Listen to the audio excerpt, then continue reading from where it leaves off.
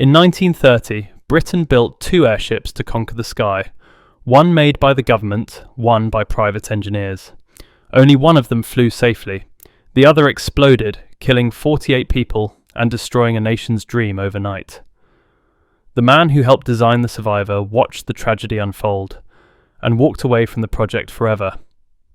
His name was Nevil Shoot, Norway, an engineer who turned disaster into invention, and invention into truth.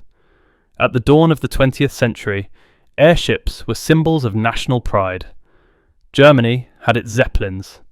America had its Navy blimps. Britain, still an empire, refused to be left behind.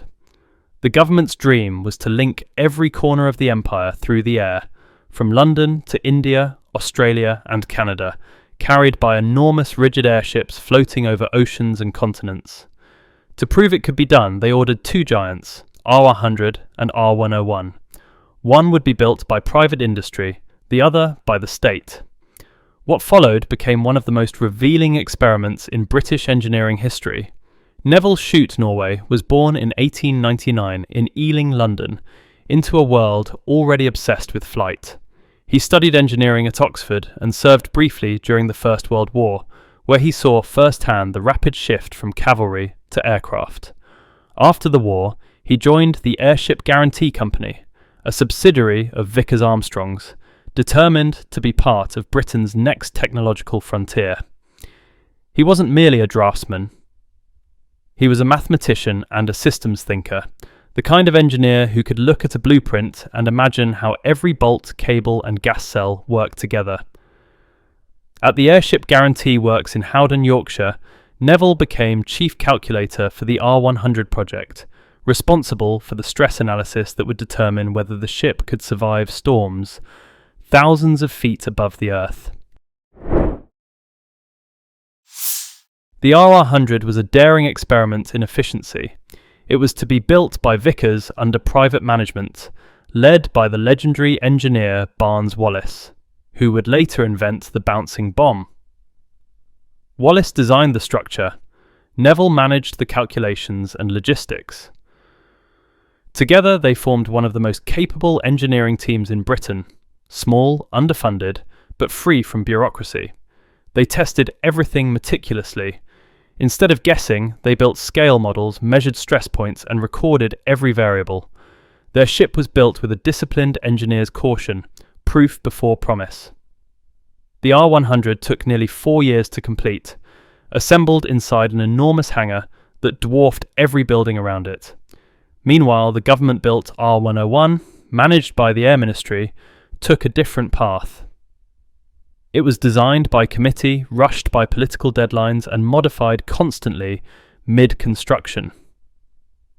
To many private engineers, it became a symbol of the dangers of centralized control over innovation. Nevil later described it as a story of good men trapped in a bad system. In July 1930, the privately built R100 made her maiden voyage and succeeded. She flew to Montreal and back without serious issue, proving that safe transatlantic flight by airship was possible. Crowds cheered. Newspapers called it the dawn of aerial empire. Just 3 months later, the government's R101 prepared for her first long-distance test flight to India. On board were 54 people, including Britain's Air Minister, Lord Thompson. Nevil, like many engineers at Vickers, watched anxiously. He knew the R101 was heavier than planned, rushed into service, and plagued with leaks. He had warned colleagues privately that she wasn't ready. On the night of 5 October 1930, the R101 lifted off into a storm over northern France. Within hours, radio contact was lost. The next morning, news came through. She had crashed near Beauvais and exploded. Only 6 survived.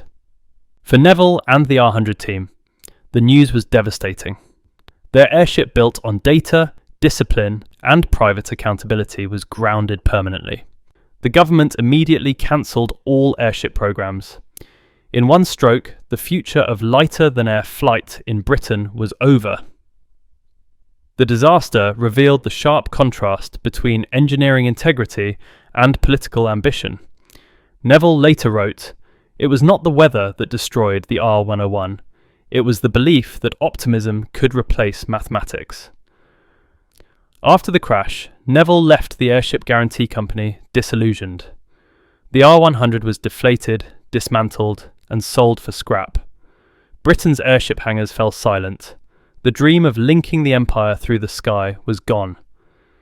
Yet from that wreckage, Nevil's next chapter began.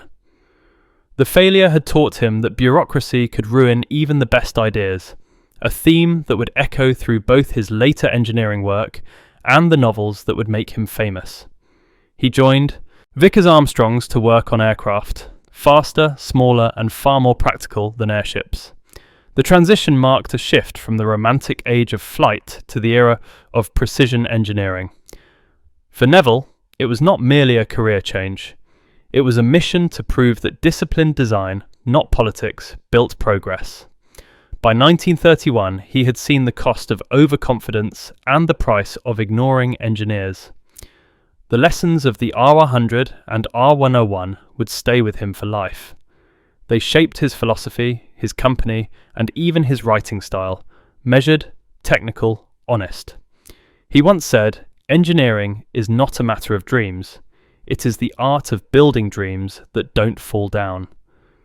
In the years ahead, those words would guide him through secret wartime projects, corporate battles, and ultimately a new career as one of Britain's most respected storytellers. But before the novels, before the fame, there was a young engineer standing in a hangar in Yorkshire, staring at an empty space where a giant airship once floated, and realising that truth, not ambition, would be his life's work.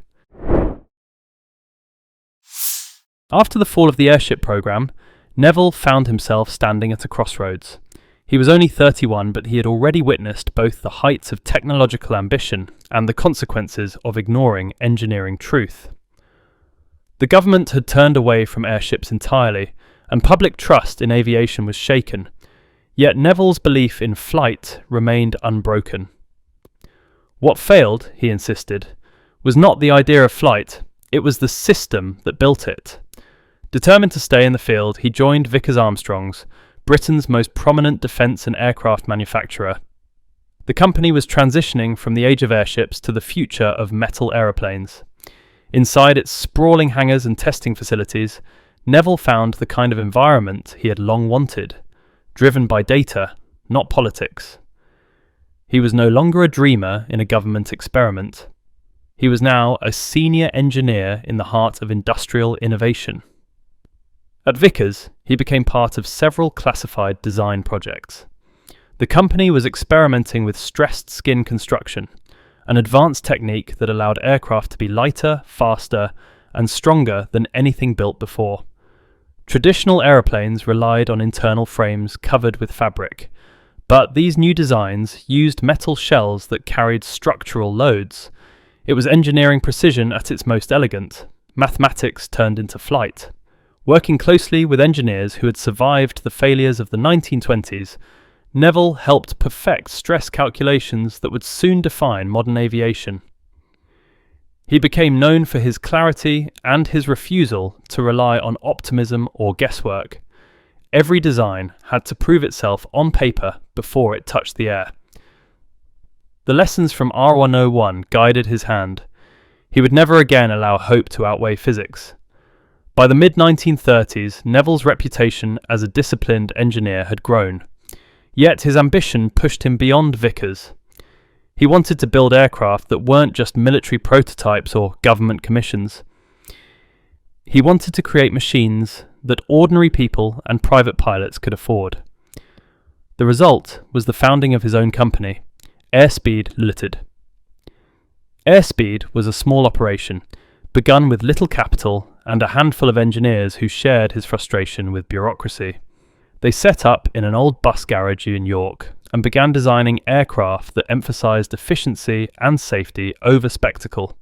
The first models were simple trainers and light transports, built for practical use rather than politics. But Nevil's breakthrough came with the Airspeed Oxford, a twin-engine trainer aircraft that would later become one of the unsung heroes of the Second World War. It was designed in 1937, before the war even began, but it embodied everything Nevil believed in: simplicity, reliability, and mathematical precision. The Oxford wasn't glamorous, but it was effective. When war broke out 2 years later, the Royal Air Force adopted it as a standard training aircraft. By the end of the war, more than 8,000 had been built. Thousands of RAF pilots learnt to fly in Airspeed machines that bore the fingerprints of Nevil's engineering philosophy. The Oxford's success marked the quiet triumph of a man who had once watched his work grounded and scrapped. This time, his design didn't collapse under political interference. It flew because it worked. While Airspeed flourished, the world around it changed rapidly. Germany rearmed, Europe prepared for another war. In government circles, Nevil's experience made him valuable again. His company's facilities and expertise were soon integrated into the British war effort, producing aircraft components and supporting research for the Ministry for Aircraft Production. Inside Airspeed's workshops, secrecy became routine. The engineers were under constant pressure to meet quotas, fulfill contracts, and maintain absolute silence about what they were building. Nevil understood the stakes. His generation of engineers had seen what happened when failure was public. Now their work had to succeed in private. Yet even as he supervised designs for the RAF, Nevil began to feel uneasy. He admired the technical progress, but he disliked how wartime politics turned engineers into instruments of control. To him, innovation was about solving problems, not serving propaganda. The gap between what the government promised and what the engineers could realistically deliver grew wider by the day. He started writing in secret, keeping notebooks about his experiences, not as reports but as reflections. These writings would later become the foundation for his first novels. Through fiction, he found a way to express what wartime censorship wouldn't allow him to say openly. His early stories about engineers, test pilots, and moral responsibility were thinly veiled accounts of his own life. Despite his growing literary outlet, he never abandoned engineering. The pressure inside Airspeed intensified as Britain entered full-scale war production. The Oxford was now being manufactured in large numbers, and Nevil worked around the clock to ensure quality and safety.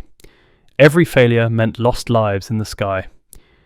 He was acutely aware that his designs trained men who would soon face combat. It gave his work a gravity that no amount of bureaucracy could dilute. By 1940, Airspeed had become a vital cog in Britain's war machine.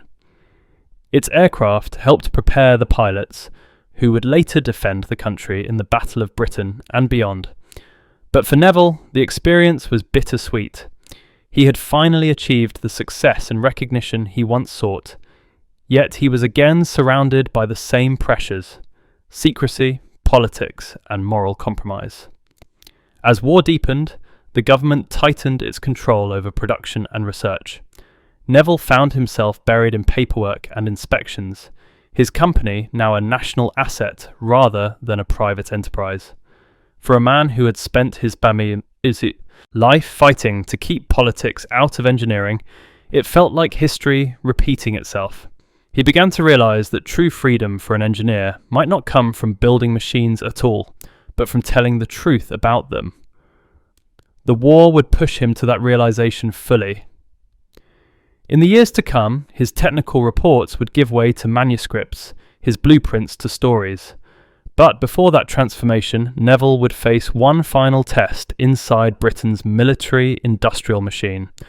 A test that would decide whether he stayed silent or used his words to expose what others refused to see. By the early 1940s, Nevil Shoot was at the height of his engineering career. His company, Airspeed, had become an essential part of Britain's wartime aviation network. The Airspeed Oxford was in full production, training pilots across the Commonwealth, and government contracts kept the factory running day and night. To the outside world, Nevil had achieved everything an engineer could hope for: success, stability, and contribution to the war effort. But behind the factory doors, his frustration was growing. The war had changed the culture of invention. Before the conflict, innovation had come from creativity and risk-taking. Now it was buried under regulation, secrecy, and government control. Every design required approval, every test a signature. Engineers were no longer trusted to solve problems freely. They were instruments in a massive bureaucratic machine. Nevil had built Airspeed to escape the interference that destroyed the airship program. Yet a decade later, the same system had found him again. Worse still, he watched talented engineers waste time meeting production quotas that ignored real-world conditions. The government's obsession with speed often came at the cost of reliability. Nevil saw test pilots die because decisions were made from offices, not hangars. In his notes from the period, he wrote that war inspires courage in the air but fear in the office. He was still loyal to Britain, but his faith in its leadership was eroding fast. His responsibilities multiplied as Airspeed was absorbed into de Havilland Aircraft Company, a larger enterprise tasked with supporting multiple aircraft lines. Nevil's designs continued to serve, but he had little control left. His team produced modifications, bomb racks, and transport conversions. Many of these assignments were classified. The Ministry for Aircraft Production valued him for his accuracy and discretion, a man who could deliver results without questions. Yet Nevil was full of questions. Every project reminded him of how the same errors that doomed the R101 now existed in new forms. Committees replacing engineers, deadlines overriding data, politics trumping physics. He began to keep private journals, reflections that balanced technical observation with moral conflict. These journals would later evolve into his memoir Slide Rule. But during the war, they were simply a release valve, a way to stay sane in a system that rewarded silence over truth. As Airspeed's workload intensified, so did Nevil's disillusionment. He saw that the government only celebrated engineers when their machines worked. When they didn't, the same engineers were forgotten or blamed. To him, it was hypocrisy disguised as patriotism. His notebooks from 1942 describe an army of problem solvers working for a command that fears solutions. His frustration soon found another outlet: writing. Late at night, after factory hours, he began drafting short stories and novels under the name Nevil Shoot, dropping Norway to protect his professional identity. His first books were set in worlds he knew intimately. Engineers, pilots, and scientists facing moral dilemmas under pressure. They weren't propaganda, they were coded reflections of real experiences. The turning point came when he started to question not just bureaucracy, but the moral purpose of his work. The Airspeed Oxford had trained thousands of young men, many of whom never returned from combat. Nevil couldn't stop wondering whether his efficiency had simply made war more efficient. The machine he had built for training had become part of the machinery of destruction. As the war dragged on, the line between invention and complicity blurred. The pressure to deliver was relentless. Every week brought new demands from the ministry. More aircraft, faster turnarounds, fewer failures. In those conditions, compromise became inevitable. Engineers cut corners. Quality inspections were rushed. Even small errors carried consequences, measured in lives. Nevil's insistence on precision made him unpopular with superiors who valued deadlines above all else.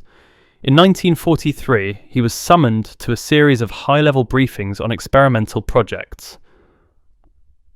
Britain was exploring guided weapons, radar-assisted bombing, and new delivery systems for heavy payloads.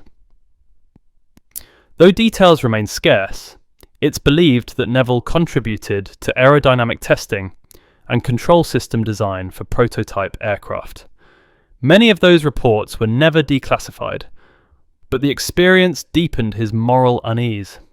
He later wrote that engineering had ceased to be a matter of solving problems. It had become a matter of selecting which problems were allowed to be solved. It was around this time that Nevil began developing the central themes that would define his literary career: individual conscience, responsibility, and the quiet heroism of those who work beneath recognition. His fictional characters, engineers, soldiers, and pilots, often mirrored his own internal conflict. They believed in progress, but struggled against the institutions that misused it. By 1944, the war was turning in Britain's favour, but Nevil felt increasingly alienated. His factory was successful, yet he was detached from the sense of purpose that had once driven him. His correspondence with colleagues reveals growing resentment towards the state's control of industry and the way it erased private innovation in the name of national efficiency. When the war finally ended, Nevil was exhausted. The engineers who had built the machines of victory were rarely thanked. Most were dismissed, laid off, or reassigned. The politicians took the credit. The men who had designed and built the tools of war faded back into anonymity. Nevil was among them, but unlike most, he had a second voice waiting: his writing. His experiences had filled him with stories that could now be told, not as technical documents, but as warnings. The war had given him something more powerful than blueprints. It had given him perspective. He left Airspeed in 1945 and never returned to engineering full-time. He had seen too much to go back to the workshop. In his autobiography years later, he would write, "I learnt that bureaucracy is the enemy of truth, and truth is the engineer's only loyalty." In the years to come, his novels would reach millions, carrying the lessons he could not share in classified reports. But first he needed distance from the noise, the politics, and the machines that had defined his life.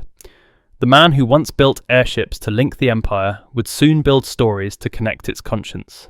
When the war finally ended in 1945, Nevil stepped away from the noise of factories, blueprints, and military contracts. He had spent more than 2 decades turning calculations into aircraft, but the cost of those years lingered. The very precision that made him a great engineer had also made him painfully aware of the flaws in the system that surrounded him. He had seen how bureaucrats buried truth under optimism, how politics corrupted progress, and how engineers were celebrated only when their work served someone else's agenda. He wanted no part of it anymore. Nevil sold his shares in Airspeed Ltd and left the aviation industry altogether. He had already begun to publish fiction under his pen name, Nevil Shoot, during the war, but now he turned to writing full-time. His technical notebooks became journals, and his factory reports gave way to stories. What began as an outlet for frustration soon became his second career, one that would make him far more famous than his engineering ever had. His novels were unlike most post-war fiction. They were quiet, methodical, and deeply human, written with the same discipline he once applied to flight testing. Yet beneath every calm sentence lay the same themes that had haunted his engineering years: conscience, duty, and the cost of progress. He wrote about pilots, scientists, and ordinary people caught between morality and machinery. In 1954, he published his autobiography, Slide Rule, which finally revealed the truth behind Britain's airship disaster and his years in aviation. The book was not bitter, but it was unsparing.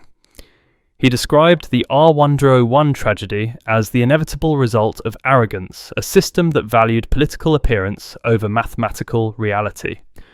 No machine ever failed, he wrote, that had been designed with honesty.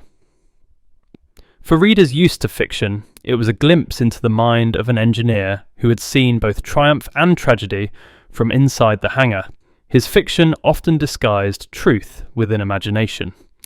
No Highway, 1948, told the story of an engineer who discovers a fatal flaw in a new airliner, a clear reflection of Nevil's own battles with ignored warnings. The novel was eerily prophetic. Years later, real-world aircraft accidents would echo the very failure modes he described. Another novel, On the Beach, 1957, became one of the most haunting portrayals of nuclear aftermath ever written, not just as a warning against technology, but as an exploration of humanity's quiet acceptance of its own inventions. By then, Nevil had emigrated to Australia, seeking peace far from the bureaucratic Britain he had come to distrust. There he found the space to write freely and to reconnect with the mechanical world on his own terms. He kept a small workshop at his home in Victoria, repairing engines and designing boats for personal use. To him, engineering was no longer a profession. It was a private dialogue between man and machine. But, even in Australia, he never stopped reflecting on the world he had left behind. His later books carried a recurring message. Technology without conscience is just another form of power. Whether he wrote about scientists or soldiers, his characters faced the same dilemma: obey the system or follow the truth. Despite his success as a novelist, Nevil rarely mentioned his fame. He still thought of himself as an engineer first, a writer second. In interviews, he spoke about structure, precision, and balance, as if his books were aircraft, built to withstand emotional turbulence. A story, he said, must fly on its own strength. By the late 1950s, his health began to decline. Years of intense work had taken their toll, and he grew increasingly reclusive. Yet his books continued to resonate, particularly among engineers and servicemen who saw their own struggles in his stories. To them, Nevil's writing was not fiction, it was testimony. He died in 1960 at just 60 years old. Newspapers remembered him as the author of On the Beach, but few mentioned the R100, Airspeed, or the Oxford Trainer. His engineering life, once secret and classified, faded into the background of his literary fame. But for those who knew, the connection was clear. His novels were not the escape of an engineer. They were the confession of one. Through words, Nevil had done what he could not do. Through blueprints, tell the truth. His writing exposed the moral tension inside every act of invention. The balance between creation and destruction, innovation and obedience. He gave voice to the engineers who worked in silence and bore the burden of their designs long after the headlines had moved on. In the decades since his death, Nevil's legacy has slowly been rediscovered. Aviation historians remember him as a pioneer of structural engineering. Literary scholars recognise him as one of the few writers who understood the moral dimension of technology. To modern readers, he stands as proof that invention and storytelling are born from the same impulse, to understand how things work and why they fail. He once wrote, "I built airships to lift men into the sky, and stories to remind them how to stay human." That sentence captures the essence of his life. Nevil Shoot, the engineer who became a novelist, spent his lifetime searching for truth, first in metal and mathematics, then in words. And in both, he proved that honesty is the only structure that never collapses.